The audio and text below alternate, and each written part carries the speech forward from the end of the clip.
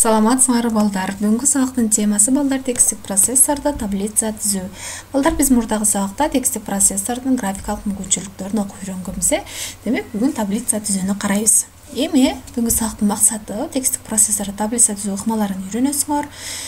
Экинчи бул таблицага маалыматтарды киргизүүнү үйрөнө аласыңар жана таблицаларды форматтоону окуп үйрөнөбүз.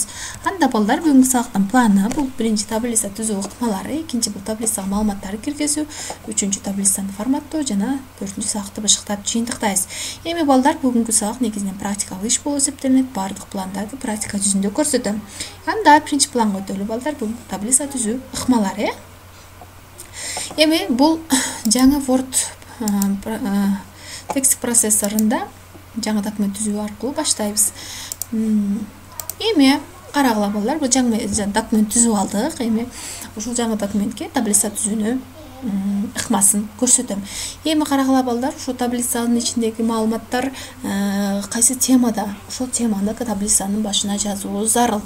Мисалы 5-класстын окуучулары спорт тармагында жетишкендиктери дедик, ушундай тема койдук. Эми ылдыйга түшүп, мисалы эми таблица түзүүнү карайбыз. Эми таблица бул вставка вкладкасында жүргүзүлөт. Таблица түзүү вставка вкладкасында бул таблица деп турат бул жерде. Эми анын ичине кирсек, бул жерде түз эле ошол мамчасынын жана жолчосунун санын берүү аркылуу таблица түзсөк болот. Мисалы бул жерде момундай түрдө таблица түзүп алсак болот. Бул биринчи ыкмасы болуп эсептелет жана бул түзүлгөн таблицанын мамчаларын ар түрдүү түрдө кеңейтип жана кичирейтип алсак болот. Түшүнүктүү болдубу? Бул биринчи ыкма. Эми биринчи ыкма түшүнүктүү болгон болсо, экинчи ыкманы карайлы. Бул таблицага кирип, бул вставить таблицу деген киребиз. Жана ошол жерде биз мамчалардын санын жана жолчолордун санын беришибиз зарыл.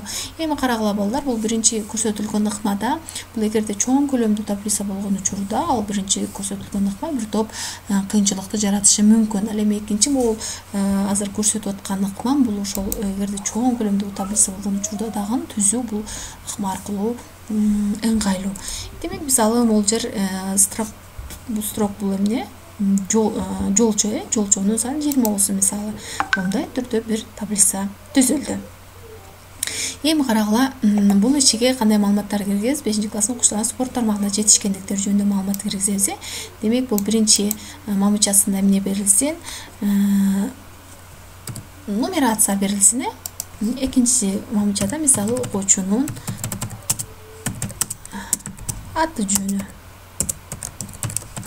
аты жөнү берилсин, экинчиде мисалы классы берилсин, үчүнчүдө спорт түрү берилсин.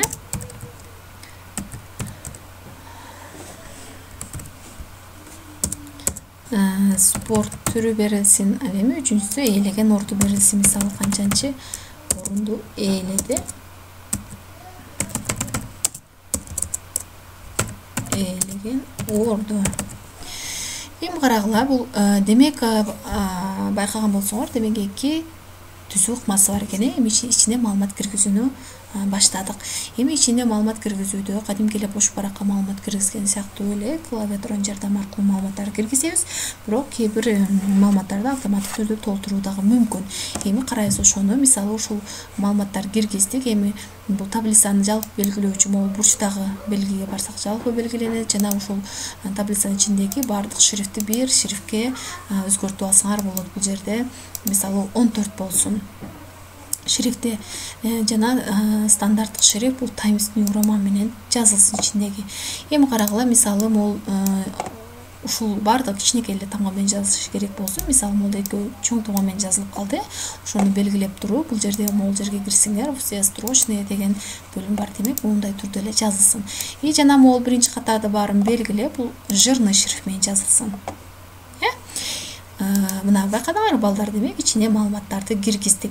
Эми балдар могул жерде нумерация кетиш керек, 1, 2, 3 деп кетиш керек. Эми ошон үчүн бул аны кол менен жазбай эле бул жерде монда белгилейбиз. Белгилөө жүргүзөбүз ушул мамчаны белгилөөгө жүргүзүп эле бул жерде нумерация бар. Бул жерде номерлөө бар. Демек, бул мисалы могул номерлөөнү түрүн тандасак болот. Жана могул мисалы кээ бир бөлүктөрү көрүнбөй калды. Аны могул уменьшить отступ, увеличить отступ аркылуу жылдырып алсак болот. Уменьшить отступты кылсак, бул демек баары көрүнгөн абалда жайгашты. Түшүнүктүү болдубу балдар?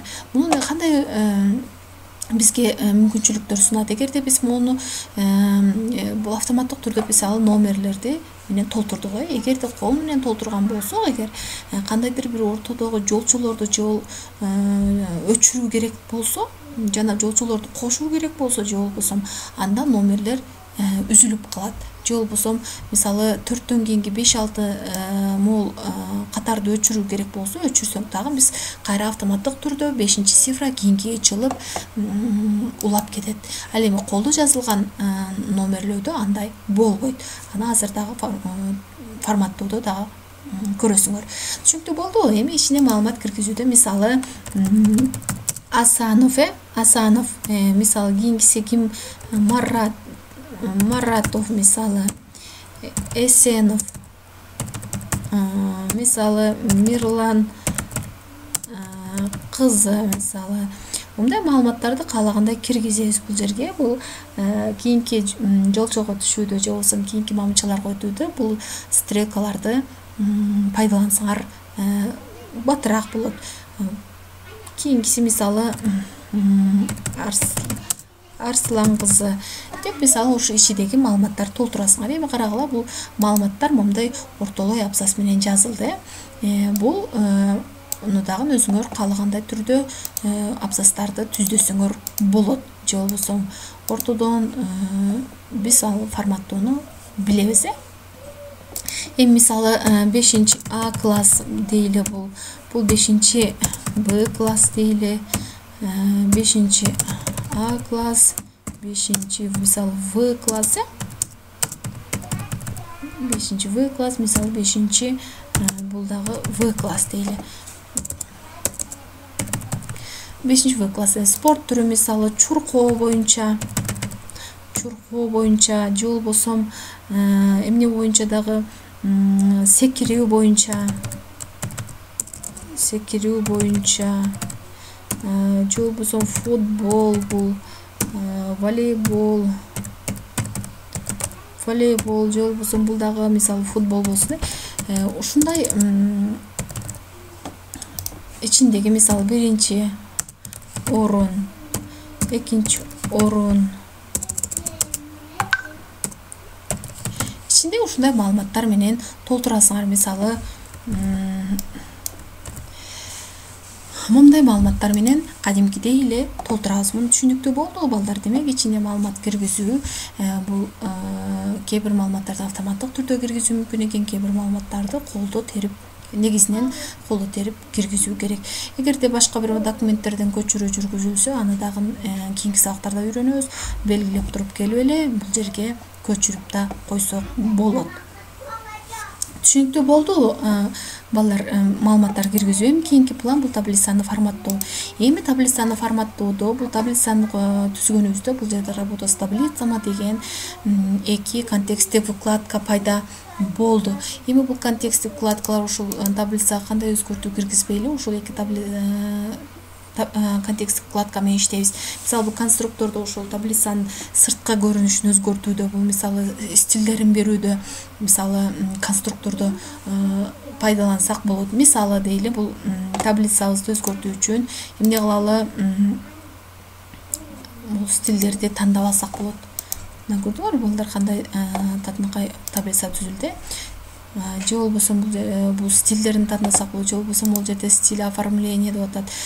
Бул ошол линиялары кандай болсун?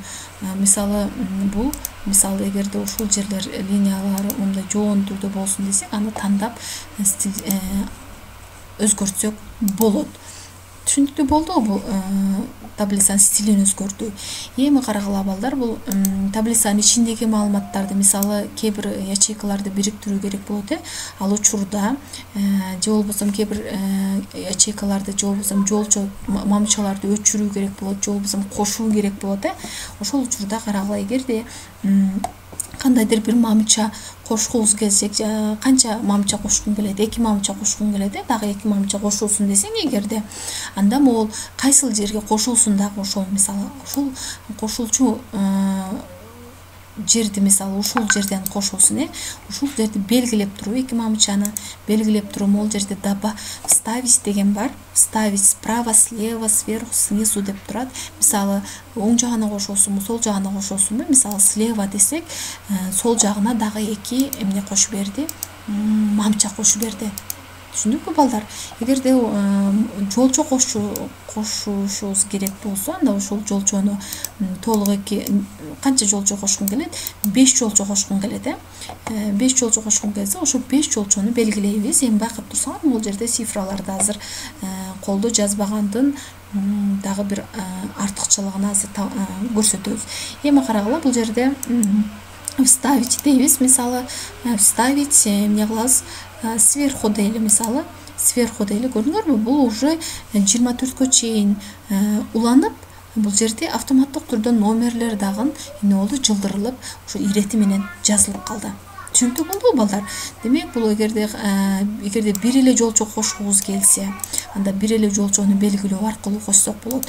Ал эми могул таблицанын акырынан ылдыйга кошулуп кетиш керек болсо, ар бир могул таблицанын акырына могул курсорду алып келип туруп эле энтерди бассак, бул кошулуп, кийинки катарлар кошулуп, жолчолор кошулуп кете берет. Түшүнүктүү балдар? Бул демек мамчаны кошуу жана жолчону кошуу болду. Эми карагыла балдар, ушул мисалы таблицалар ошол жолчолор кенен болсун. Аны үчүн могу белгилейбиз. Белгилегенде могул жерде главныйда деген интервал деген түшүнүк бар. Интервал деген момундай ошол жолчолор широкий кенен болсун десек, момундай түрдө тандап алсак болот. Эгер ошол жолчолордун кенен болушун кааласак, андан кийин балдар, эми ошол жолчолордун ичиндеги маалыматтар ошол жолчону ортолой жазылсын, же болбосо ар түрдүү ушундай талаптар да болушу мүмкүн. Анда карагыла, могул жерде выравнивание деген түшүнүк бар. Выравнивание бул жерде ошо тексттер кайсыл жерден жазылсаңар, көрдүңөрбү? Могул ар түрдүү болуп өзгөрүп атат. Могул ортолой жазылсын, бирок төбөдөн жазылсын, ошол жолчонун эң жогорку жагынан, же болбосо бул жагынан жазылышы керек. Эми карагыла, бул мисалы момундай түрдө жазылсын десек, ортолой ошол эле учурда ошол жолчонун дагы ортолой, жолчодо да ичинде дагы ортолой жайгашат. Түшүнүктүү болдубу балдар? Демек, бул форматтоо деген, ушу таблицаны форматтоо деген ичиндеги маалыматтардын эч кандай маалыматтарга таасир бербестен, мисалы аларды өзгөртүү, киргизүү. Мисалы, эгерде өчүрүү керек болсо, мисалы могул мамычаны өчүрүү керек болду, белгилейбиз. Жана мышканын оң жагын басып, бул не удалить столбцы деген жерди басып коебуз. Бул өчүп кетет. Түшүнүктүү болдубу балдар? Балдар, бул жерде деген мисалы фамилиялар деген алфавит боюнча эмес, ар түрдүүчө жайгашты. Ошону алфавит боюнча жайгаштыруу үчүн ошол столбцты белгилейбиз. Мисалы биздин ушул 5 эле жолчобузда маалымат бар, ушул 5 эле жолчону белгилейбиз. Эгерде бардык жолчолордо маалымат болсо, бардыгын белгилешибиз шарт.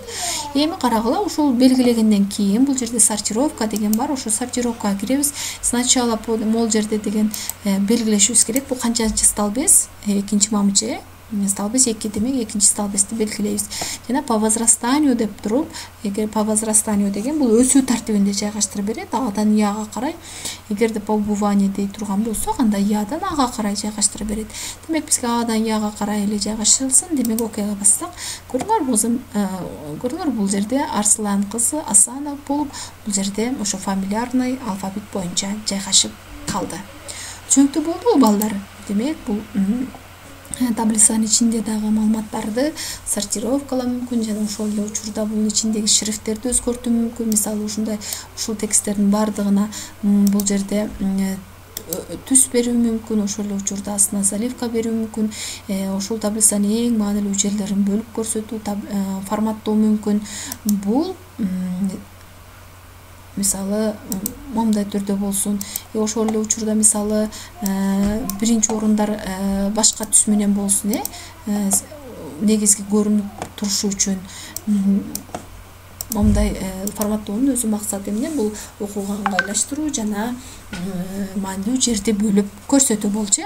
Түшүнүктүү болдубу балдар? Демек бул таблицанын ичиндеги маалыматтарды каалагандай түрдө форматтоо мүмкүн экени, таблицаны форматтоону дагы көрсөтүп өттүк. Түшүнгөн болсок балдар, анда силерге тапшырма силерге ушул Word текстик процессорунда таблица түзөсүңөр, анын ичине конкреттүү маалыматтарды киргизесиңер. Мен силерге азыр кыска убакыттын ичинде түшүндүрүү максатында эле аз гана маалымат киргиздим. Силер мисалы ар бириңер өзүңөрдүн классыңарды киргизип, алардын окуудагы жетишкендиктери боюнча таблица түзсөңөр болот, же болбосо бою, салмагы боюнча таблицаларды түзүп көрсөтсөңөр болот, жашаган жери боюнча. Бул ошо таблицаларды каалагандай түрдө ичине маалыматтарды киргизип толтурсаңар болот. Эми демек байкаган болсоңор, бул жерде жолчолорго деген бул бир объект боюнча кызы деди. Ушул биринчи жолчосу Жалан Арслан кызы жөнүндө маалымат, ошонун классы, ошонун машыккан спорт түрү жана ошонун ээлеген орду берилди. Байкадыңарбы? Демек, бул таблицанын жолчосунда бир объект боюнча жалпы маалымат берилет экен. Ал эми мамычада болсо, ошол бардык объекттерди, мисалы үчүнчү мамычада, классы деген мамычада бардык объекттердин бир эле касиети боюнча маалымат берилет. Демек, ошол бул объекттер болуп эсептелинет. Окуучулар өзүнчө бир объект болуп эсептелинет. Ошол объекттердин жана классы жөнүндө, мисалы, бул жерде үчүнчү мамычада маалымат берди. Бул жерде ошол окуучулардын жалаң машыккан спорт түрү боюнча маалымат берилди. Бир касиети боюнча жалпы маалымат берилет бардык объекттердин. Түшүнүктүү болдубу балдар? Эми ушул жогоруда айтылган эрежелерди, сунуштарды эске алып, демек ушундай бир таблица түзүп мага жөнөтөсүңөр. Түшүнүктүү болдубу балдар? Анда түшүнүктүү болгон болсо саламатта калгыла.